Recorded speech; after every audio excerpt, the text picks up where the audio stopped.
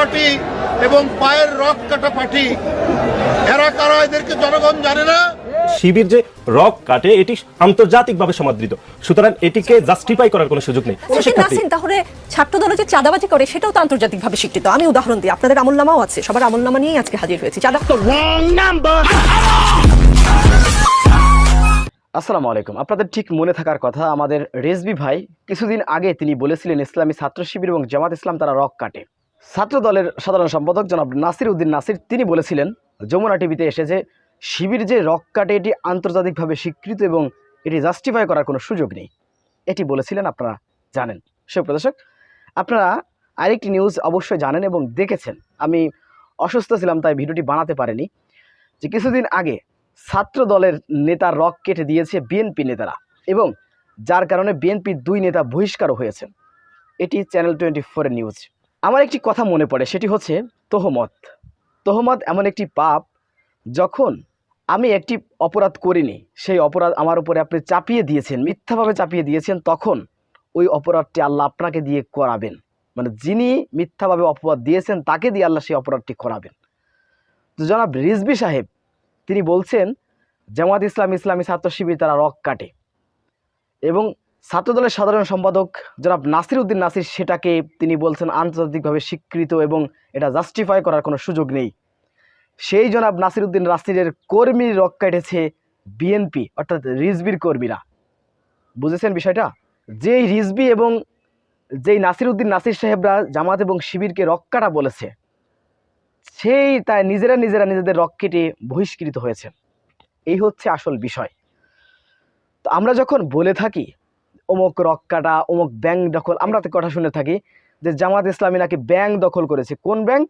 ইসলামী bank দখল করেছে। জামাত ইসলামী ইসলামী bank দখল করেছে, এর থেকে হাস্যকর কথা আর কিছু হতে পারে? জামাত ইসলামের প্রতিষ্ঠা করা ব্যাংক ইসলামী ব্যাংক, আর সেটি জামাত ইসলাম দখল করেছে।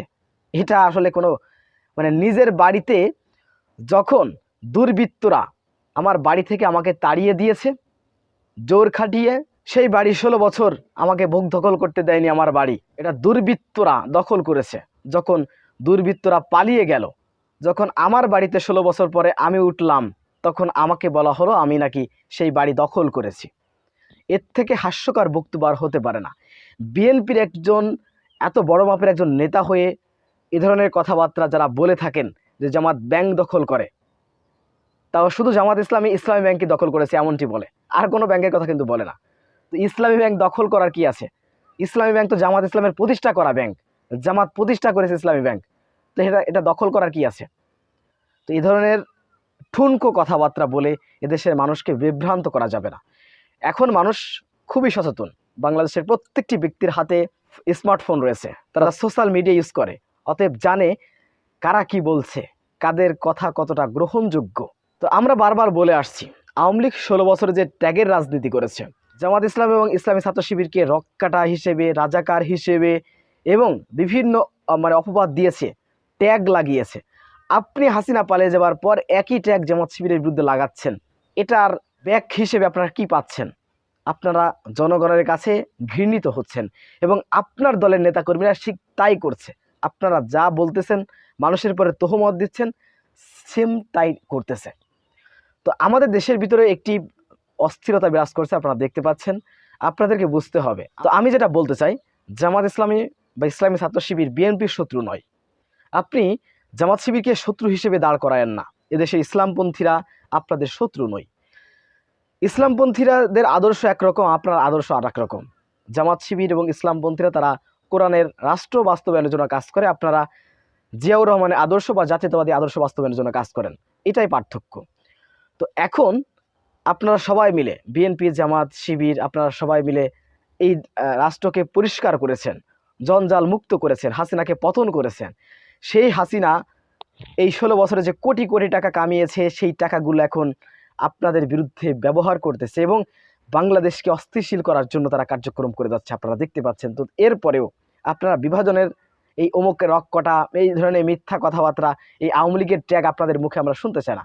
আপনারা অন্য কিছু বলেন, যেটা জামাত ইসলামের অনেক সমালোচনা করার বিষয় আছে, আপনি সেগুলো নিয়ে করেন, কোনো সমস্যা নেই। কিন্তু আওয়ামী লীগ যে ট্যাগগুলো দিয়েছে মিথ্যাভাবে, আপনি সেই ট্যাগগুলো নিয়ে খেললে কি চলবে? এদেশে রাজাকার রাজাকার ট্যাগ কি চলবে এখন? কারণ রাজাকার রাজাকার এদেশের ছাত্র সমাজই তো বলেছে তুমি কে আমি কে, রাজাকার রাজাকার। তো সেই রাজাকার দিয়ে আওয়ামী লীগ গণহারে দেশের মানুষকে রাজাকার বানিয়েছে। তো সেই রাজাকার যদি আপনি আবারও সেই ট্যাগটি ইউজ করেন, আওয়ামী লীগের দেওয়া ট্যাগ, এটিকে দেশের মানুষ খাবে? এটিকে আসলে নেওয়া সম্ভব? এদেশের মানুষ তো নিবে না এটি। তো আমি বিএনপি, ছাত্রদল, জামাত, শিবিরকে আমি উদ্দেশ্য করে বলতে চাই, আপনারা দেখতে পাচ্ছেন শাহবাগীরা ধর্ষণের বিরুদ্ধে আন্দোলনে নামতেছে। এমনকি সেই লাখি, শাহবাগী লাখি, এই জারজটা, সেও কিন্তু আন্দোলনে নামতেছে এবং বক্তব্য দিচ্ছে এই স্বাধীন বাংলাদেশে। এই সাহসটা তারা কোথায় পাচ্ছে? এই লাখিরা কি দেখেনি যখন আওয়ামী লীগকে ভোট দেয়নি বলে, ধানের শীষে ভোট দিয়েছে বলে একজন 60টি সন্তানের জননীরকে ধর্ষণ করেছে, তখন এই লাখিদের ধর্ষণ বিরোধী আন্দোলন কোথায় ছিল? তাদের প্রতিবাদ কোথায় ছিল? নৌকায় ভোট দেয়নি, ধানের শীষে ভোট দিয়েছে, অর্থাৎ বিএনপিকে ভোট দিয়েছে, তাই 7 সন্তানের জননীকে ধর্ষণ করেছিল আওয়ামী লীগ, ছাত্রলীগ, যুবলীগ, গণধর্ষণ করেছিল। তখন এই শাহবাগী, এই জারজ লাখিরা কোথায় ছিল? এছাড়াও বাংলাদেশে গত 16 বছরে সব থেকে বেশি ধর্ষণের শিকার হয়েছে এদেশের শিশু থেকে শুরু করে দেশের নারীরা। এই শাহবাগীর বাচ্চারা কোথায় ছিল তখন?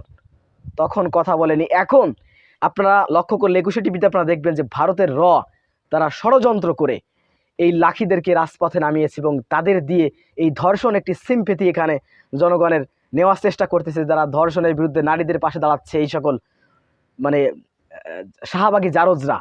তো তাদের একটা গণসমর্থন নিয়ে তারা এক দেশের ভিতরে আবার একটু অস্থিতিশীল পরিবেশ সৃষ্টি করার জন্য তারা কার্যক্রম চালাচ্ছে। আর আপনারা এই সুযোগে যদি এই ধরনের একে অপরকে সেই আওয়ামী লীগের ব্লেম দেওয়ার চেষ্টা করেন, তাহলে কিন্তু এদেশের আপনারা মহা বিপদে পড়ে যাবেন। আপনাদের পরে কি করা হয়েছে আপনারা দেখেছেন।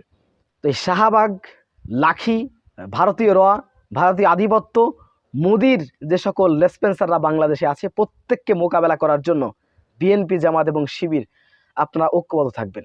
আমি যতটুকু আমার ছোট্ট জ্ঞানে আমার ধারণা, ইনশাআল্লাহ বাংলাদেশে যদি বিএনপি, জামাত এবং ইসলামপন্থীরা, চরমোনাই, হেফাজত রয়েছেন, এনরা যদি এক থাকেন, এই বাংলাদেশ নিয়ে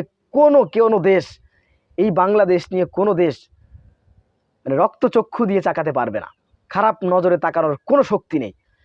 কিছু করা তো দূরের কথা, ধ্বংস করা তো দূরের কথা, খারাপ দৃষ্টিতে তাকাতে পারবে না।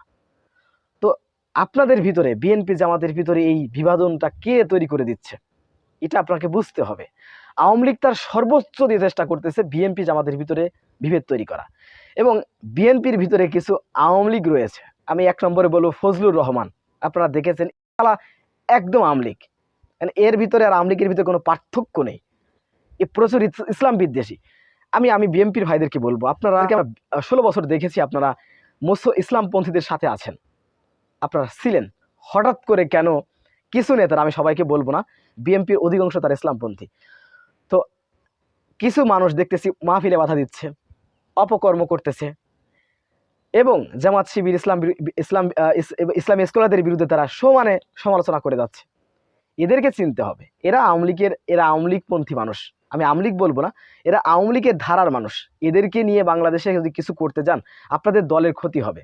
কারণ হচ্ছে বাংলাদেশে 95% মুসলমান। এদেশে ইসলামের বিরুদ্ধে গিয়ে, এদেশে ইসলামী আন্দোলনের বিরুদ্ধে গিয়ে, বা আলেমদের বিরুদ্ধে গিয়ে, ইসলামী স্কলারদের বিরুদ্ধে গিয়ে আপনারা কিছু করতে পারবেন না, ধ্বংস হয়ে যাবেন। অতএব এইগুলো বাদ দিতে হবে। আমরা আপনাদেরকে ভালোবাসি, আপনারা আমার ভাই। আমরা দেখেছি গত 16 বছর আপনারা উভয়েই, বিএনপি, জামাত, তারাও আমার ভাই, আপনারা উভয়ে আপনারা যে কার্যক্রম করেছেন বাংলাদেশে, এক কাঁধে কাঁধ মিলিয়ে, এই কাঁধে কাঁধ মিলিয়ে আগামীর পথ চলা আমরা দেখতে চাই। তাহলে বাংলাদেশ একটি অসাধারণ রাষ্ট্রে রূপ নেবে। কিন্তু সংঘাত করলে বিএনপি যেরকম শক্তিশালী, জামাত ইসলামী কিন্তু কম নয়। জামাত ইসলামী শক্তিশালী। তারা যদি বিভাজন সৃষ্টি করে, বাংলাদেশের পরিস্থিতি খুবই খারাপ হবে, এবং আওয়ামী লীগ, শাহবাগী, ভারত, তারাই বাংলাদেশে সব থেকে বেশি ফায়দা লুটবে, মুচকি হাসবে। তো এজন্য বাংলাদেশের প্রত্যেকটি রাজনৈতিক দলের নেতাকর্মীদেরকে আমরা বলবো যে আপনারা এই যে একে অপরকে আওয়ামী লীগের ট্যাগ দেওয়া বন্ধ করুন, এগুলো বন্ধ করতে হবে। তো সুপ্রিয় দর্শক, আমার কথাগুলো আপনারা কীভাবে দেখছেন অবশ্যই আপনাদের মূল্যবান মন্তব্য কমেন্ট বক্সে জানাবেন। সবসময় সত্য নিউজ তথ্য পেতে স্বাধীন Bangla TV YouTube channel subscribe করে আমাদের সাথে থাকুন। আসসালামু আলাইকুম রহমতুল্লাহি ওয়া বারাকাতুহু।